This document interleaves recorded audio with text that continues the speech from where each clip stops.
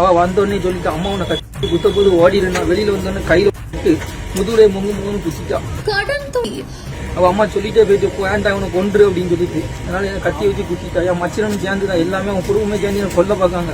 ஆடம்பரத்துக்கு TV washing machine அந்த மாதிரி போறாமே கேப்பா அந்த நீங்க. இந்த சங்கரன் கோவில் அடுத்து இருக்கிற ஓடத்தெரு பகுதியை சேர்ந்தவங்க தான் மாரியப்பன் கோகிலா தம்பதியினர். இவங்களுக்கு 7 வயதுல ஒரு பெண் குழந்தையும் இருக்கிறதா சொல்லப்படுது. இந்த நிலையில தான் கோகிலா அதிக ஆடம்பரமான வாழ்க்கைக்கு ஆசைப்பட்டு பல்வேறு இடங்கள்ல கடனை வாங்கி வச்சிருக்கிறதாகவும் சொல்லப்பட்டிருக்குது. இந்த கடன் தொந்தரவு காரணமா மாரியப்பன் கோகிலா தம்பதியினருக்கு இடையில அடிக்கடி சண்டை எழுந்துட்டு வந்திருக்குது.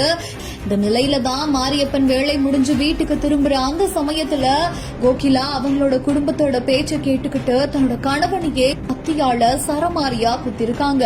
பிச்சை எடுக்கணும்னு ஆயிடுச்சுல, வீடிக்கு மட்டும் என்ன எடுக்கிற? அப்படியே ஒரு குவார்டர் கட்டிங் சேர்த்து எடுக்க வேண்டியதானே?